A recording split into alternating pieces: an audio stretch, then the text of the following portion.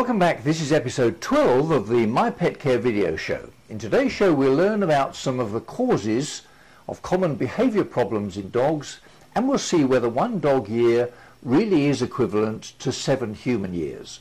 We'll smile with a pet, we'll find out what to do if you come across a baby bird that's fallen out of its nest, and I'll offer you my quick pet care tip for this episode. I'm John Sheridan, and this is the show that helps everyone with an interest in the management and care of companion animals, and especially pet owners just like you, to keep your animals fit, happy and healthy members of the family.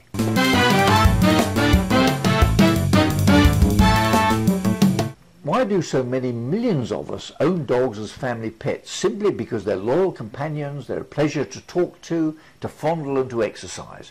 They don't criticize, they don't complain, and they give us their loyal and lifelong love. At least that's how it should be. It doesn't always work out like that, and sometimes a dog's behavior can change because of fear or distress, or perhaps because they're bored, ill or injured. As a result, a normal, friendly and playful family pet may become restless, uncomfortable, hiding away, cowering or becoming aggressive. Here's a clip which can help us learn more about the causes of some common dog behavior problems. I'm Dr. Ortiz, a veterinarian at Banfield Pet Hospital. As your partner in pet care, it's our goal to help keep your pet healthy and happy. Today, we're going to share some information with you about canine behavioral issues. Aggressive dogs can be dangerous toward you and others, including children. Dogs can become aggressive for many reasons, including fear, predatory or territorial behavior, pain, or unfamiliar circumstances. Dogs that have fear-related aggression tend to show their behavior toward unfamiliar people or animals. Many factors may cause fear, including the lack of socialization or an association with a negative experience. When a fearful dog is cornered or feels threatened, they are most likely to become aggressive. Predatory behavior is very different than other forms of aggression, since there isn't an intimidation or threat causing the aggression. One example of predatory behavior is dogs chasing squirrels. If a dog exhibits this behavior to a socially unacceptable target, like to a cat or an infant, there is the potential for harm. Dogs who have territorial aggression typically respond in a hostile way to unfamiliar people or animals coming into their territory. This behavior may become intensified when the dog is on a leash or confined. Aggression can also be triggered by pain or illness. Dogs often try to escape because they're not getting enough exercise or social interaction with other dogs or people. Many unneutered male dogs are more prone to roaming because of their instinctual drive to reproduce. Neutering helps calm this desire and thus the desire to roam.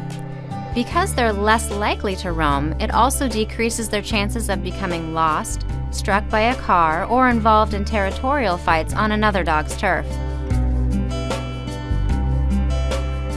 Dogs who are bored, who don't get enough exercise, or who have separation anxiety can become destructive.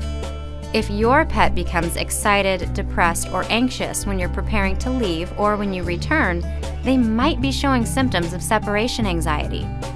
These include becoming destructive in the home or outside when people aren't present, depression, barking, whining excessively, and house soiling. Dogs with separation anxiety cannot control their behavior and should never be punished for it. Behavior modification, including training your pet to become more comfortable with you being away, as well as basic obedience courses, can be very helpful. Now for a website search for this episode. How old would your dog be if he was a human?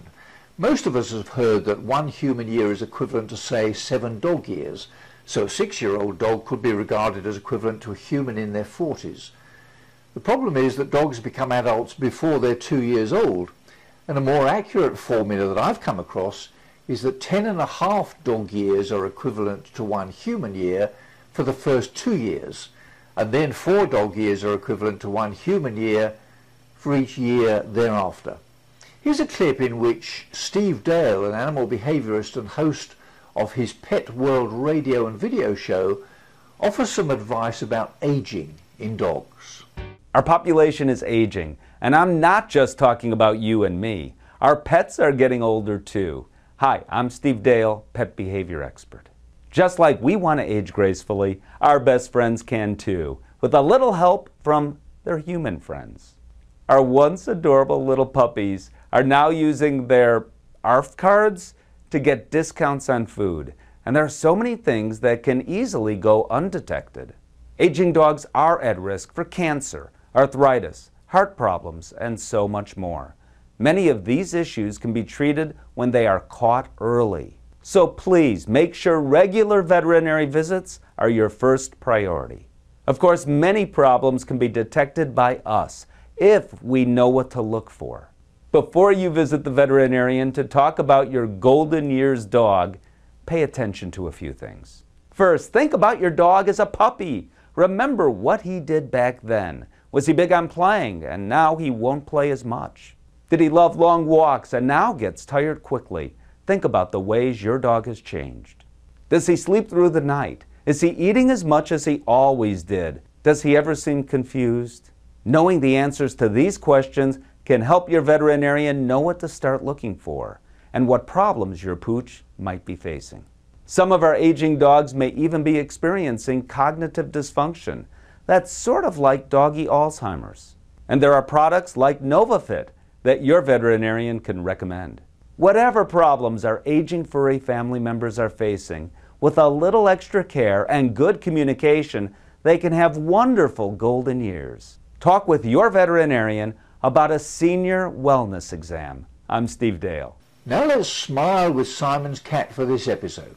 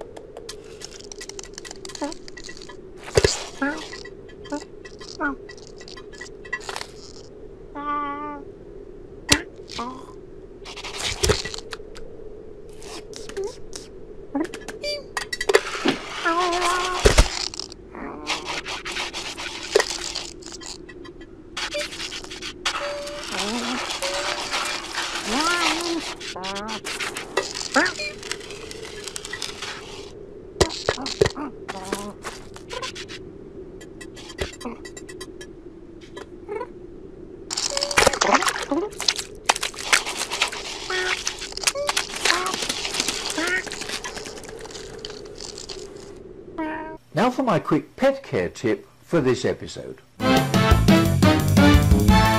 Spring can't be all that far away. As I look out into the garden, the first signs of new life are already beginning to show, with daffodil shoots already well advanced. One of the signs of spring in a veterinary practice are the telephone calls from mums who report one of their children has found and rescued a baby bird and asks, "What should I do with it?" Here's a clip in which Dr. Karen Becker, a veterinarian from MercolaHealthyPets.com, offers some advice. Every spring, Covenant Wildlife, my non-for-profit wildlife rehabilitation facility, fields literally hundreds of calls from people that have found a baby bird. And baby birds fall into typically one of two categories. Either they're nestlings, which means they're featherless and they're pink. Clearly they can't move around, they can't fly, and they need to be in a nest. Or a fledgling. And fledglings are juvenile birds that still appear very, very young, but they are designed to leave the nest, but they can't yet fly. If you find a nestling, which is a featherless baby bird, it's important you look around to see if you can identify where the nest is. Oftentimes these birds are simply blown out of the nest, or in fact during storms the whole nest comes down. So if you find baby birds that should be in the nest, we recommend that you collect that nest material, put it in a plastic container about a small size, about the size that the nest would be, poke some holes in it so that you've got some drainage. If there's no nest material left, you can put old washcloth or some paper towels down and then nail it to the closest tree that you perceive that the nest could have blown out of. The second group of babies that you'll end up finding are called fledglings.